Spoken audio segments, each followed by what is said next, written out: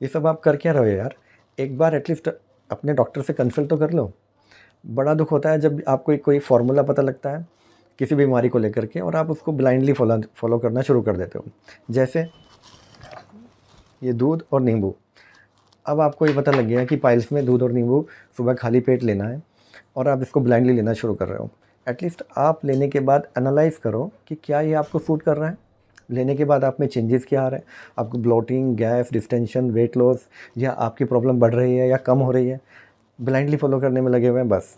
अब हर फॉर्मूले की भी एक लिमिट है। आप इनको जानते हो, आपने सुना, लेकिन आपने नहीं सुना कि कितने दिन तक इसको फॉलो करना है, किस कंडीशन में इसको फॉलो नहीं करना है, किस कंडीशन में ये प्रॉपरली इंडिकेटेड है, किस एज ग्रुप में करना है, किस एज ग्रुप में नहीं करना है। तो थोड़ा सा इनको साइंटिफिकली एनालाइज करो। I am not against it, but आप एटलीस्ट इनको फॉलो करो। इन चीज़ों को दिमाग में डालो और इसको थोड़ा सा एनालाइज करो। सेल्फ एनालिसिस बहुत ज़रूरी है कि आपकी पर्टिकुलर बॉडी पे क्या काम कर रहा है। ये आपने सुना होगा ना, one shoe doesn't fit all. तो एक ही फॉर्मूला हर एक को सूट नहीं करेगा। ज़रूरी नहीं कि वो हर एक को उतना ही बेनिफिट करे, उसके कुछ साइड इफ़ेक्ट्स भी उस बॉडी में आ सकते हैं। अब आप सोचोगे मुझे क्यों बोलना पड़ा। 2 दिन पहले की बात है, एक हमारे टिहरी से एक 22 साल की लड़की अपनी मम्मी के साथ आई and she was literally so weak. Cachexia हो चुका था, वेट लॉस हो चुका था, मसल लॉस था उसमें, और बहुत ज़्यादा स्वेलिंग उसको पेरियनल एरिया पे थी। अब जो मैंने हिस्ट्री ली कि इतनी स्वेलिंग कैसे बढ़ी, तो उन्होंने बताया कि 1 महीने से मम्मी मुझे दूध में नींबू डाल के पिला रही हैं रोज़ सुबह खाली पेट। 1 मंथ, होल 1 मंथ, जिसकी वजह से उसको ब्लोटिंग और डिस्टेंशन हुआ, नोज़िया हो गया, वो खाना नहीं खा पाती थी। और उसकी जो एरिया की जो पाइल्स वाली स्वेलिंग थी वो इतनी बढ़ गई थी कि वो मल्टीपल हॉस्पिटल्स में गई और सबने डायग्नोस किया कि ये कुछ और है। लाइक ये सिंपल पाइल्स नहीं लग रहा, कुछ कैंसर चेंजेस लग रहे हैं, इसकी तो पहले बायोप्सी होगी, जब तक बायोप्सी नहीं होगी हम इसको सर्जरी नहीं करेंगे। Any how she approached here. वो बेसिकली इन्फ्लेमेटरी चेंजेस थे जो इस कॉम्बिनेशन के बाद उस लड़की में हुए थे। और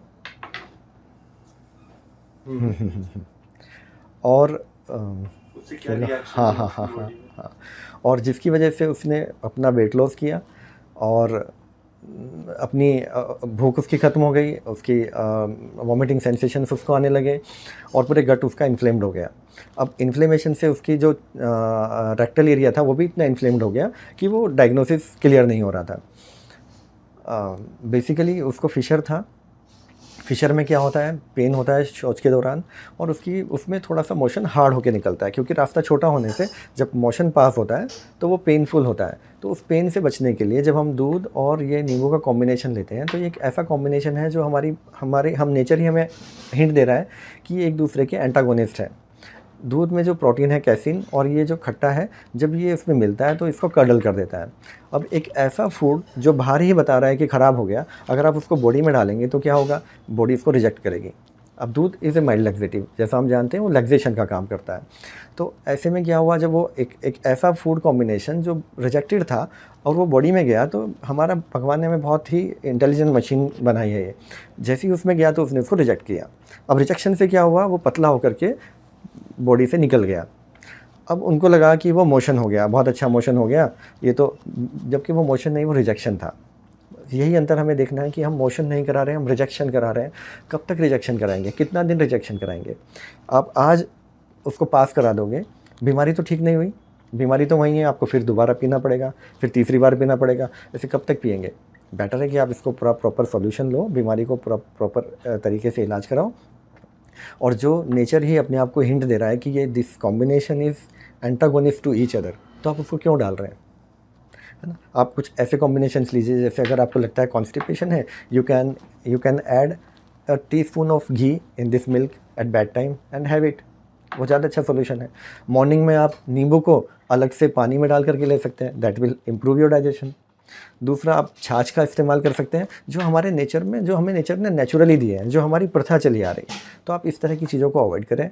कोई भी कॉम्बिनेशन आप यूज़ करने से पहले, अगर आप यूज़ करना चाहते हैं आप करिए, बट एनालाइज ज़रूर करिए कि आपको बेनिफिट कर रहा है या आपको उसके साइड इफ़ेक्ट आ रहे हैं।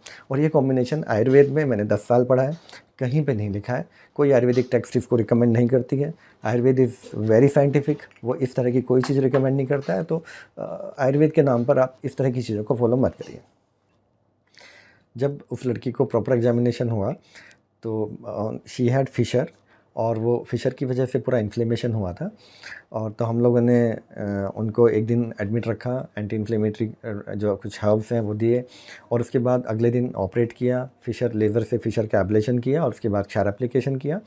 और आज जब वो डिस्चार्ज हुई तो मुझे लगा कि बहुत she was smiling the time she was going home. और उसकी मदर ने भी कहा आज के बाद ऐसी गलती कभी नहीं करूँगी, उनको भी समझाया। तो मुझे लगा कि ये चीज़ें थोड़ा सा सोसाइटी में, क्योंकि मुझे अमूमन महीने में 1-2 बार ऐसे लोग मिलते हैं जो सुबह को इसको लेकर आते हैं, तो मुझे लगा एक बार अवेयरनेस के लिए एक ऐसा वीडियो बनाया जाए ताकि इस तरह की गलतियाँ हम लोग सोसाइटी में आगे ना करें। और क्योंकि आयुर्वेद के नाम पे होता है तो थोड़ा दुख होता है, क्योंकि आयुर्वेद में कहीं पर भी हमें कोई रेफरेंस इस तरह का नहीं मिलता, चाहे सुश्रुत संहिता हो, चाहे चरक संहिता हो, चाहे जितने भी शार्ंगधर संहिता जो भी भ्रातृयी हैं इनको बोला जाता है, तो उनमें कहीं पर भी पाइल्स के ट्रीटमेंट के दौरान इसका प्रयोग कहीं नहीं किया गया।